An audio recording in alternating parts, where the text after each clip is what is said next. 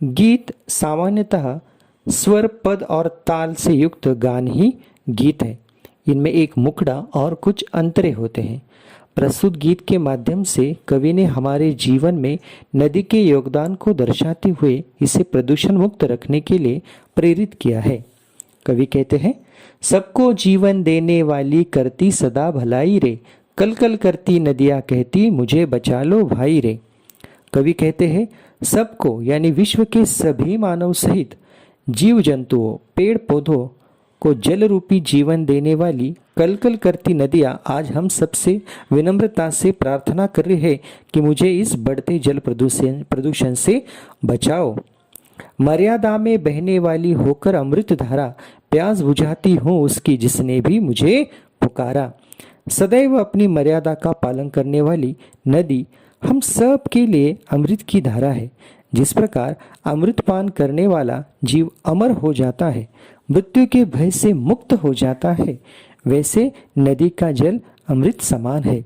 नदी उन सब की प्रेम से प्यास बुझाती है जो कोई भी उसे प्रेम से पुकारता है।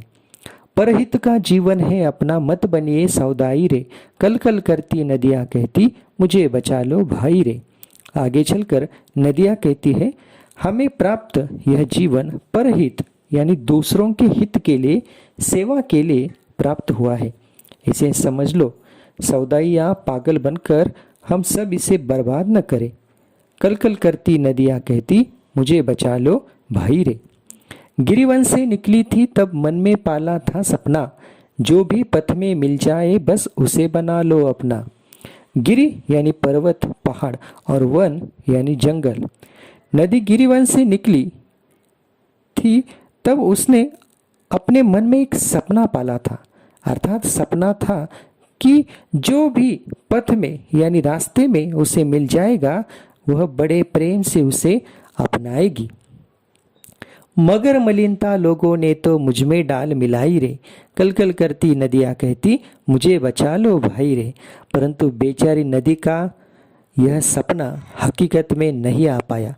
लोगों ने दुनिया भर की मलिनता यानी गंदगी बिना सोचे समझे नदी में छोड़ दी। बस्ती, गांवों, शहरों का गंदा पानी तथा कारखानों से निकलता घातक रसायनों से भरा जल नदी में समा गया। इस पर दुखी नदी कल कल करते हुए उसे बचाने की प्रार्थना करने लगी। नदियाँ के तट पर बैठो तो हरदम गीत सुनाती, सूखा पड़ जाए तो भी कितनों की प्यास बुझाती। इतना कुछ सहने के बाद भी नदी ने अपना परोपकार का गुण नहीं छोड़ा है। उसके तट पर बैठो तो वह सदैव मधुर गीत सुनाती है। तो बारिश न होने पर जो सूखे की या अकाल की स्थिति निर्माण होती है, तो ऐसे समय नदी अनगिनत लोगों की प्यास बुझाती है।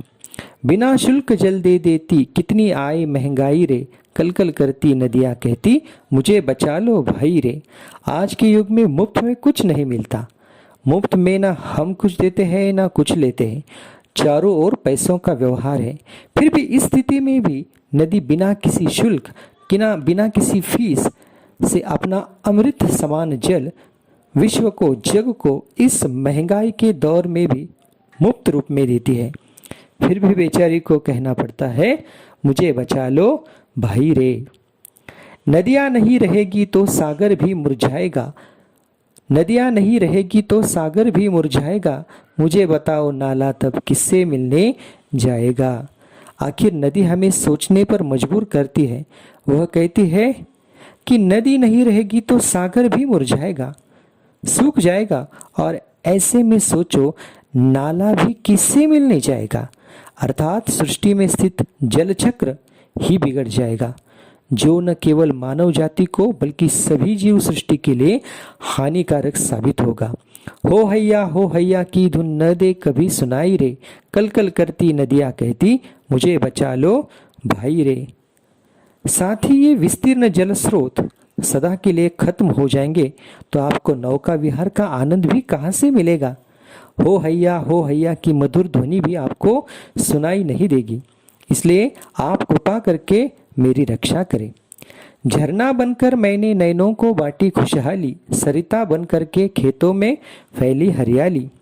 स्वयं के कार्य के बारे में नदियाँ कहती है, एक जल स्रोत के रूप में मैंने कई रूप धारण किए हैं। कभी झरना बनकर सबकी आंखों को खुशहाली बांटी, तो कभी सरिता यानी नदी बनकर खेतों में हरियाली फैलाई। खारे सागर में मिलकर के मैंने दिया मिठाई रे, कल कल करती नदियाँ कहती मुझे बचा लो भाई रे। और अंत में सागर को मिलकर मैंने नमक निर्माण करके सबके अन्न को रुचिकर बना दिया। सो हे मानो, इतना कुछ मैंने केवल समर्पित भाव से किया है, इसलिए तो कम से कम तुम मेरी रक्षा तो करो।